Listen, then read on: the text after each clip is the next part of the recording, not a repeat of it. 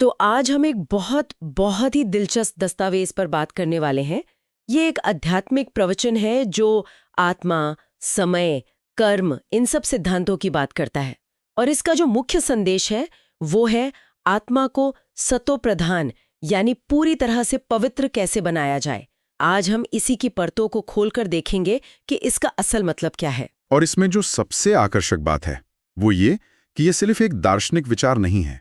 इसे एक व्यावहारिक पढ़ाई के रूप में बताया गया है जिसका एक तय लक्ष्य है, नर से नारायण बनना, यानी एक साधारण इंसान से देवता के पद को पाना।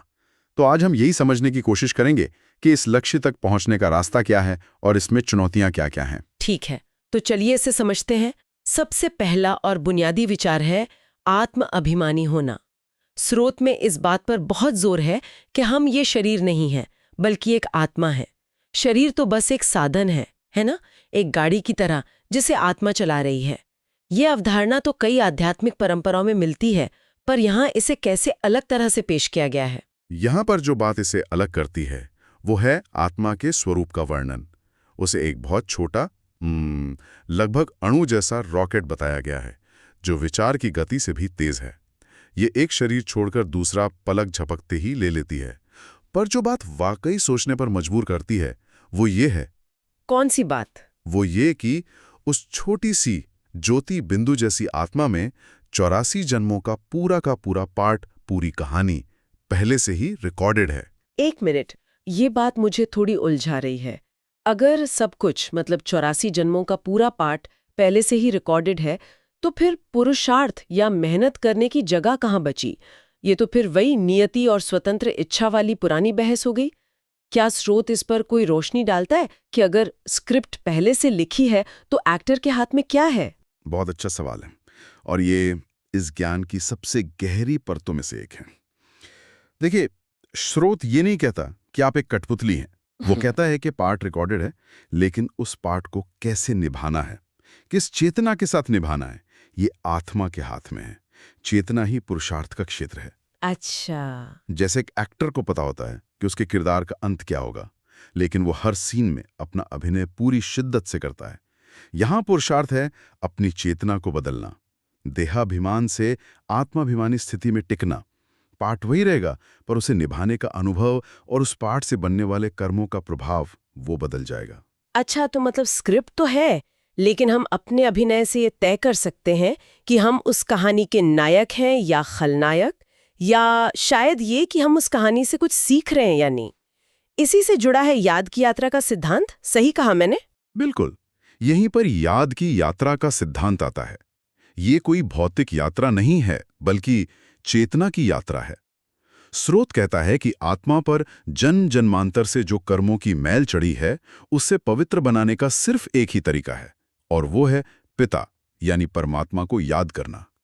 और ये ज्ञान कोई इंसान या गुरु नहीं दे रहा। स्रोत का दावा है कि ये स्वयं ज्ञान का सागर परमात्मा आकर देते हैं। यहाँ पर ज्ञान और भक्ति के बीच एक बहुत बड़ा फर्क भी बताया गया है। भक्ति मार्ग में हम कर्मकांड, रस्में, माला जपना ये सब देखते हैं, लेकिन ये ज्ञान मार्ग आत्मा को सीधे परमात्मा से जोड़ने की बात करता है। पर क्या दोनों का लक्ष्य एक नहीं है? लक्ष्य भले ही एक लगे, पर प्रक्रिया और परिणाम में जमीन आसमान का अंतर बताया गया है। स्रोत कहता है कि भक्ति में इंसान बिना अर्थ जाने भी शिव शिव जप सकता है, वो एक रस्म है। लेकिन ज्ञान मार्ग में जब आत्मा परमात्मा को याद करती है तो वो एक सचेत समझबूझ वाली क्रिया है। ये सिर्फ एक शब्द दोहराना नहीं है, बल्कि पिता के गुणों, उनके धाम और अपने आत्मस्वरूप का चिंतन है। अच्छा, तो आप कह रहे हैं कि ये याद सिर्फ एक मानसिक अभ्यास नहीं है, बल्कि इसका एक आध्यात्मिक असर होता है। ये कर्मों को सचमुच मिटा सकती है। ये तो बहुत बड़ा दावा है। आम तौर पर तो माना जाता है कि कर्म का फल भोगना ही पड़ता है। ये याद कैसे उस कर्म के खाते को जला सकती है? यही इस ज्ञान का कह सकते हैं क्रांतिकारी पहलू है। इसे कर्मों का दग्ध होना कहा गया है। स्रोत के अनुसार यह याद एक आग की तरह है, एक योग अग्नि। जब आत्मा पूरी तरह से परमात्मा की याद में लीन होती है तो वो अपनी सर्वोच्च पवित्र अवस्था के करीब होती है। उस शक्तिशाली पवित्र कंपन में पिछले जन्मों के जो नकारात्मक कर्म हैं, जिन्हें विकर्म कहा गया है, वो अपनी शक्ति खो देते हैं। वे भस्म हो जाते हैं। ये कर्म के फल को भोग कर चुकाना नहीं है, बल्कि योग की शक्ति से उसे प्रभावीन करना है। इसीलिए इसे सिर्फ भक्ति नहीं, राजयोग कहा गया है। तो ये रास्ता पूरी तरह से अंदर की तरफ जाता है, एक आंतरिक शुद्धिकरण की प्रक्रिया है। लेकिन अगर ये बदलाव सिर्फ अंदरूनी है, तो फिर बाहरी दुनिया का क्या?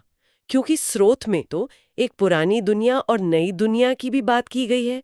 ये दोनों चीजें आपस में कैसे जुड़ती हैं? आत्मा का शुद्ध होना और दुनिया का बदलना, इनका क्या संबंध है? ये एक बहुत महत्वपूर्ण कनेक्शन है। देखिए, स्रोत दुनिया के इतिहास को एक चक्र के रूप में देखता है जो घूमता रहता है।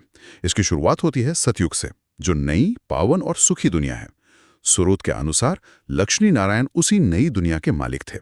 फिर त्रेता, द्वापर से होते हुए ये चक्र कलयुग पर आकर खत्म होता है, जिसे पुरानी, पतित और दुखी दुनिया बताया गया है। ये वही दुनिया है जिसमें हम अभी हैं। तो ये बदलाव कैसे होता है? क्या कोई प्रलय आती है और सब खत्म हो जाता है? नहीं, यहीं पर संगम युग की अनोखी अवधारणा आती है। ये कलयुग के बिल्कुल अंत और सतयुग की शुरुआत के बीच का एक छोटा लेकिन सबसे महत्वपूर्ण समय है। एक तरह से बदलाव का दौर है। स्रोत कहता है कि हम अभी उसी संगम युग में हैं। यही वो समय है जब परमात्मा आकर ये ज्ञान देते हैं ताकि आत्माएं खुद को पवित्र बनाकर आने वाली नई दुनिया में ऊंचा पद पाने के लायक बन सकें। ये विनाश और स्थापना का संगम है। मतलब ये एक तरह से आध्यात्मिक नवीनीकरण का समय है। और इस परिवर्तन का जो समाधान दिया गया है वो है राजयोग। आपने अभी इसका जिक्र किया था। स्रोत इसे हठयोग से अलग बताता है, क्यों? हाँ, और ये अंतर बहुत गहरा है। हठ योग, जिसमें शारीरिक आसन और प्राणायाम आते हैं, उसका ध्यान शरीर पर है। वो शरीर को कुछ समय के लिए तंदुरुस्त रख सकता है, लेकिन राजयोग का लक्ष्य आत्मा को पवित्र बनाना है। स्रोत एक दिलचस्प बात कहता है कि सतयुग में हठयोग की जरूरत ही नहीं पड़ती, क्योंकि वहां आत्मा और शरीर दोनों ही अपनी प्राकृतिक, पावन और निरोगी अवस्था में होते हैं। इसलिए हठयोग इस छी दुनिया, यानी इस पतित दुनिया की जरूरत है, सतयुग की नहीं। ये तो शरीर और आत्मा के स्वास्थ्य को जोड़ने का एक अनूठा नजरिया है। लेकिन अगर ये राजयोग का रास्ता इतना सीधा और शक्तिशाली है, तो फिर हर कोई इसे अपनाकर पावन क्यों नहीं बन जाता? इसमें कोई बाधा भी तो होगी। बिल्कुल, और इस यात्रा में सबसे बड़ी बाधा है माया। माया को कोई व्यक्ति या शैतान नहीं, बल्कि एक शक्ति के रूप में दिखाया गया है, देह अभिमान की शक्ति। ये वो शक्ति है जो आत्मा को उसकी असलियत भुला देती है। वो उसे ये याद नहीं करने देती कि वो एक आत्मा है और उसका पिता परमात्मा है। माया ही काम, क्रोध, लोभ, मोह, अहंकार जैसे विकारों के रूप में आत्मा पर हमला करती है। स्रोत में इसके लिए एक बहुत शक्तिशाली उपमा दी गई है। माया ने आत्मा के पंख तोड़ डाले हैं। पंख तोड़ दिए हैं। ये कितनी शक्तिशाली छवि है। ये सिर्फ एक आध्यात्मिक विचार नहीं लगता, ये तो निराशा या हताशा की उस गहरी भावना जैसा लगता है जहां इंसान को लगता है कि वो फंस गया है और उड़ नहीं सकता। आपने इसे बिल्कुल सही समझा। पंखों के बिना पक्षी उड़ नहीं सकता। वैसे ही पवित्रता और शक्ति के बिना आत्मा अपने घर यानी परम धाम वापस नहीं जा सकती। वो जन्म मरण के चक्र में इस पुरानी दुनिया में फंसी रहती है। माया ही उसे देह अभिमान में फंसाकर रखती है और उसे लगता है कि ये शरीर, ये रिश्ते, ये संपत्ति ही सब कुछ है। वो अपनी असली पहचान और असली घर दोनों को भूल जाती है। तो इसका मतलब ये हुआ कि माया पर जीत पाना अपने आप नहीं होता। संगम युग में ज्ञान मिल गया, राजयोग का रास्ता पता चल गया, लेकिन मंजिल तक पहुंचने के लिए लगातार कोशिश करनी पड़ती है। हाँ, और इसी कोशिश को पुरुषार्थ कहा गया है। ये कोई अपने आप होने वाली प्रक्रिया नहीं है। इसीलिए स्रोत में एक बहुत व्यवहारिक सलाह दी गई है, पोता मेल रखना। पोता मेल? ये तो व्यापार में इस्तेमाल होने वाला शब्द है, मतलब अपना हिसाब किताब रखना। आध्यात्म इसका क्या काम? वही स्रोत कहता है कि जैसे एक व्यापारी रोज अपने लाभ हानि का हिसाब रखता है, वैसे ही इस आध्यात्मिक मार्ग पर चलने वालों को भी रोज अपना हिसाब किताब रखना चाहिए। एक चार्ट बनाना चाहिए। आज मैंने परमात्मा को कितना समय याद किया, मुझसे आज कोई आसुरी काम तो नहीं हुआ, मैंने कितनों को ज्ञान देकर उनकी सेवा की। ये सिर्फ भावना की बात नहीं है, ये एक अनुशासित अभ्यास है। ये तो कमाल का विचार है। मतलब आध्यात्म को भी एक अनुशासित अभ्यास की तरह देखना, सिर्फ भावना की तरह नहीं। आज की दुनिया में जहां हम अपनी कैलोरीज, कदम और स्क्रीन टाइम तक का हिसाब रखते हैं, वहाँ अपने कर्मों और विचारों का हिसाब रखना, ये तो एक बहुत ही व्यावहारिक तरीका लगता है खुद को बेहतर बनाने के लिए। बिल्कुल। श्रोत इसे 21 जन्मों की कमाई का सौदा कहता है, इसलिए इसमें कोई भी लापरवाही नहीं करनी चाहिए। और इसी से जुड़ा एक और विचार है एम ऑब्जेक्ट, यानी लक्ष्य को हमेशा सामने रखना। एम एंड ऑब्जेक्ट यानी लक्ष्य और उद्देश्य। हाँ, श्रोत कहता है कि एम ऑब्जेक्ट को हमेशा अपनी बुद्धि में रखने की सलाह दी गई है। लक्ष्य क्या है? लक्ष्य है नर से नारायण बनना या नारी से लक्ष्मी बनना। जब लक्ष्य साफ होता है तो पुरुषार्थ करने की प्रेरणा बनी रहती है। स्कूल में भी जब छात्रों को पता होता है कि उन्हें कौन सी परीक्षा पास करनी है तो वे उसी हिसाब से मेहनत करते हैं। यहाँ लक्ष्य है विश्व का मालिक बनना, इसलिए मेहनत भी उतनी ही ऊंचे दर्जे की चाहिए। लेकिन ये रास्ता आसान नहीं लगता। जाहिर है कि इसमें चुनौतियां होंगी। स्रोत में हार्ट फेल होने की भी चेतावनी दी गई है। इसका क्या मतलब है? ये कोई चिकित्सकीय शब्द तो नहीं लगता? नहीं, ये आध्यात्मिक हार्ट फेल है। इसका मतलब है दिल टूट जाना या हिम्मत हार जाना। जब कोई माया के प्रभाव में आकर ये सोचने लगता है कि मैं तो याद कर ही नहीं पाता, मुझसे ये नहीं होगा, ये बहुत मुश्किल है, तो वो पुरुषार्थ करना छोड़ देता है। यही हार्ट फेल होना है।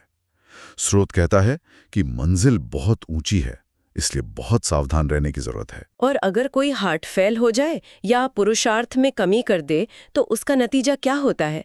क्या वो इस यात्रा से बाहर हो जाता है? बाहर नहीं होता, लेकिन उसका पद कम हो जाता है।